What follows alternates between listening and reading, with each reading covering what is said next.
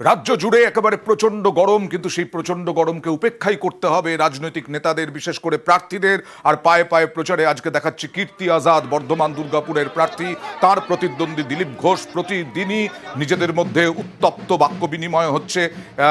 দিলীপ ঘোষকে আক্রমণ করছেন কীর্তি আজাদ, পাল্টা দিলীপ ঘোষ হুঁশিয়ারি দিচ্ছেন কীর্তি আজাদকে, তৃণমূলকে। এইভাবে চলছে বর্ধমান দুর্গাপুরে কীর্তি আজাদের প্রচার। এবার বাঁকুড়ায় চলে যাব। চায় পে চর্চায় অরূপ চক্রবর্তী, বাঁকুড়ার তৃণমূল প্রার্থী। বাঁকুড়ায় তৃণমূল প্রার্থী অরূপ চক্রবর্তী, তার প্রতিদ্বন্দ্বী সুভাষ সরকার। এই গরমের মধ্যেও প্রচারে থাকতে হচ্ছে প্রত্যেক দলকেই, কারণ সামনেই ভোট, সিংহাসনের মহা সংগ্রাম আর কয়েকদিন পরেই। এরপরে চলে যাব বহরমপুরে। নির্মল সাহা, ডাক্তার নির্মল সাহা বিজেপি প্রার্থী। তার হাতে কোনো ফেস্টুন নেই, পতাকা নেই, বিজেপির প্রার্থী। আজকে এইভাবেই তিনি প্রচার সারলেন, কয়েকজনকে সঙ্গে নিয়ে গরমের মধ্যেই তিনি বিভিন্ন জায়গায় গেলেন, কথা বললেন।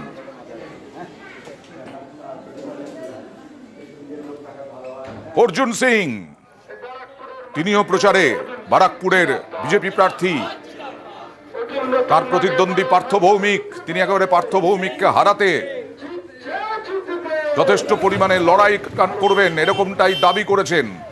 সেই অর্জুন সিং বারাকপুরের বিজেপি প্রার্থী। অনেক কাঠখড় পুড়িয়ে বিজেপি থেকে টিকিট নিতে হয়েছে। সে অর্জুন সিংও ভোটের প্রচারে। দেখা যাক ভোটের দিন কিভাবে তিনি সামলান ভোটের লড়াই। আর বালুরঘাটে বিজেপি রাজ্য সভাপতি সুকান্ত মজুমদার প্রত্যেক দিন জনসংযোগ করছেন, প্রত্যেক দিন মিছিলে হাঁটছেন, প্রত্যেক দিন প্রচার করছেন।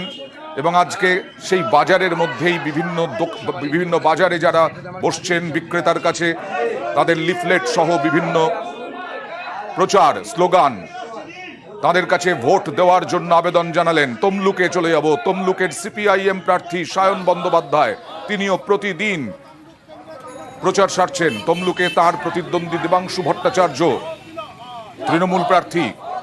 তমলুকে লাল পতাকা নিয়ে, আর লাল পতাকা নিয়ে শ্রীরামপুরে দীপশিতা